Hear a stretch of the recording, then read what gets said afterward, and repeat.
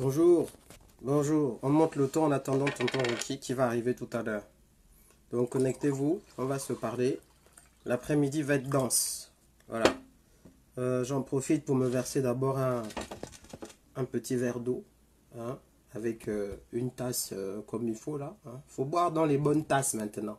On peut plus boire dans n'importe quelle tasse, quoi. Dans n'importe quel verre, dans n'importe quel gobelet. Hein. Bon.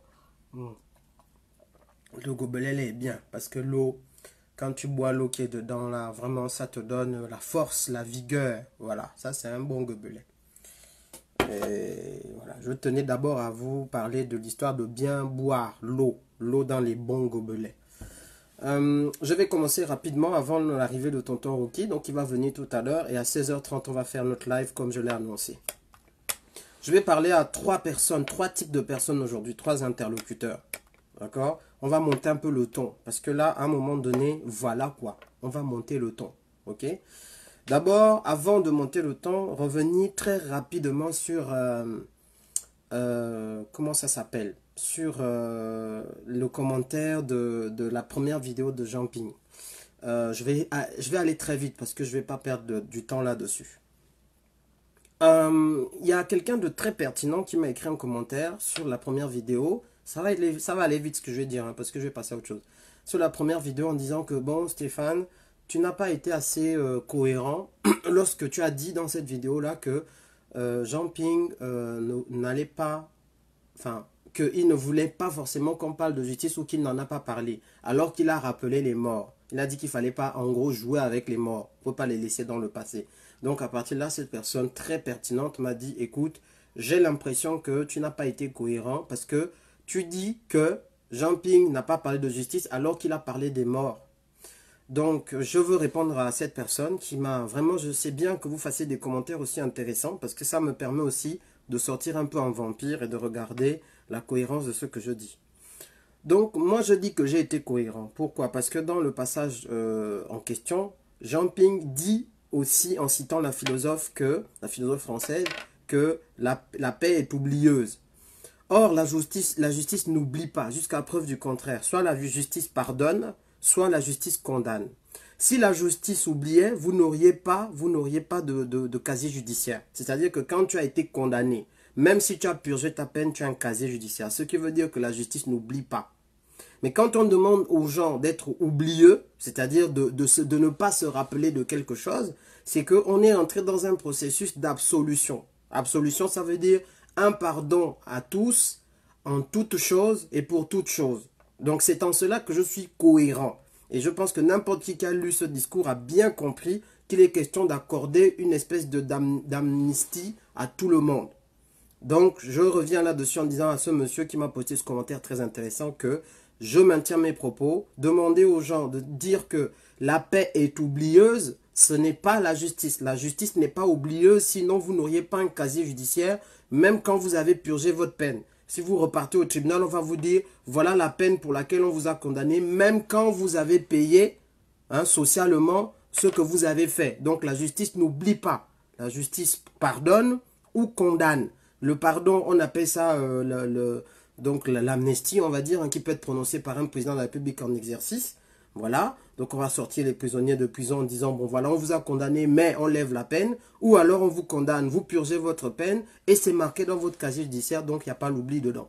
Je m'arrête là pour ce qui est de ce commentaire. Je reviendrai peut-être plus tard sur la partie 2 de Jean Ping, du commentaire de Jean Ping plus tard.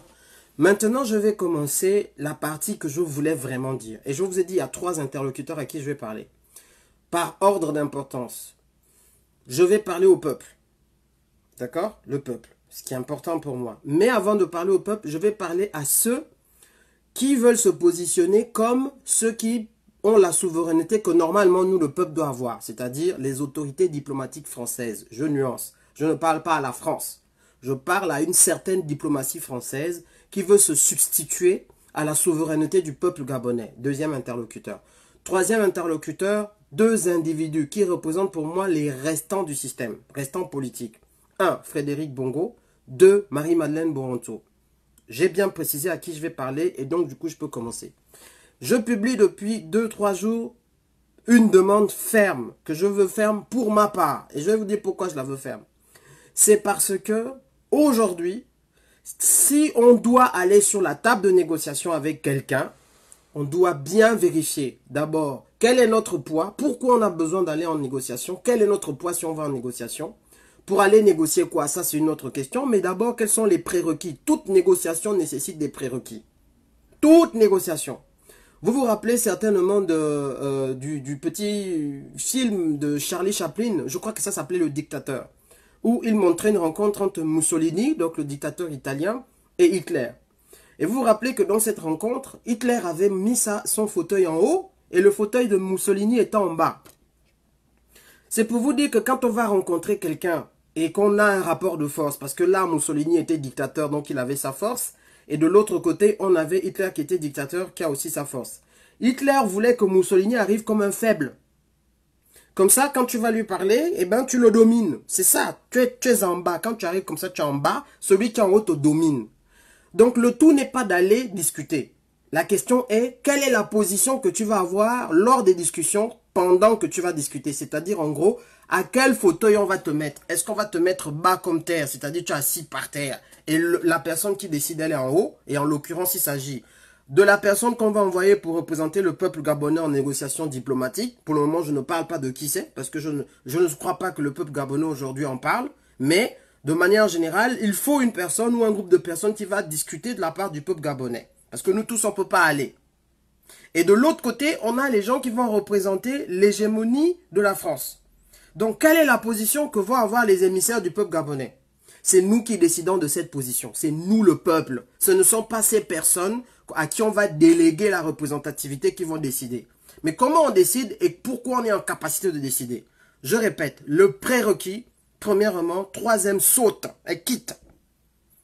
Troisième quitte. Je ne dis pas, s'il te plaît, troisième, est-ce que tu peux libérer? Tu libères la ligne. Ça, c'est premier prérequis. Tu ne veux pas libérer la ligne, je vais expliquer comment on va obtenir la libération de la ligne par troisième. Je vais vous expliquer parce que tout est entre nos mains et on ne comprend pas toujours. La deuxième chose, c'est libération de tous les prisonniers politiques. Stampy est sorti. Il y aura le temps de dire qu'est-ce qui lui est arrivé et qui a fait quoi et de mettre les gens face à leur responsabilité. Ils ne sont pas encore tous rentrés. Disons que jusque-là, si on doit noter sur 20, on nous devait des points. On était à moins 5, moins 10, moins 20. C'est-à-dire que le colon et tous les gens avec qui on doit normalement aller parler, ils étaient à moins 10 ou moins 20 sur 20. Maintenant, ils ont purgé un peu. Ils ont avancé, peut-être qu'on est à moins 2 sur 20. Il faut qu'on arrive jusqu'à 20 sur 20. C'est pas 2 sur 20. C'est-à-dire le prérequis doit nous faire arriver à 20 sur 20 avant qu'on ne commence à parler. Sinon, on va être comme dans le truc de Charlie Chaplin où on est en bas comme les Mussolini et Hitler en haut. Premier élément. Maintenant, comment on fait? Vous allez me dire que non, Stéphane Zeng, là quand même tu es trop prétentieux. Non, tu abuses, tu es trop prétentieux. Comment tu peux imposer que carrément, troisième kit, comment tu peux, quelle force tu as? Hein, le peuple est où? Le peuple gabonais, il ne fait rien. Il est là dans les maisons, machin. Et on dit aux gens de sortir, de brûler, de détruire, d'attraper, de frapper. Et puis ils ne font rien. Comment ça va marcher? Et tatati, et tatata, et tatati, et tatata. J'aimerais remettre une petite balle au centre, là, tout de suite, tout de suite. Question. Quelle est la force du peuple gabonais? Pour vous illustrer la force du peuple gabonais, je vais vous prendre des exemples, des faits, et en même temps, je vais d'abord commencer par une image. Vous savez, une femme dans une maison, par exemple, je ne dis pas que le peuple gabonais, c'est une femme.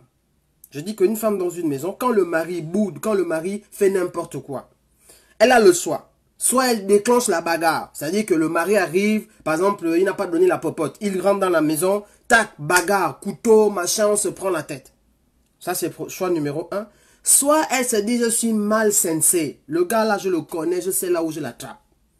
Je connais tellement mon interlocuteur que, c'est pas une question de mari, c'est l'interlocuteur. Je connais tellement mon interlocuteur que je sais là où je l'attrape sans que le sang ne coule. Je sais là où il m'attrape comme ça, je l'attrape comme ça. C'est elle la femme dans la maison. Le mari a besoin d'elle pour beaucoup de choses. Hein? Parce que c'est une collaboration. Oh chérie, s'il te plaît, est-ce que tu peux me faire à manger? Tu regardes seulement l'axe, tu dis que tu as besoin de moi, non? Pour faire à manger, non? Mais donne la popote. Si tu ne donnes pas, il n'y a pas la bouffe. Tu vas me forcer à cuisiner. Tu vas faire comment? Okay. Oh chérie, oh, ce soir, est-ce qu'on peut prendre un petit moment de plaisir dans la chambre? Ah bon? Tu n'as pas donné la popote.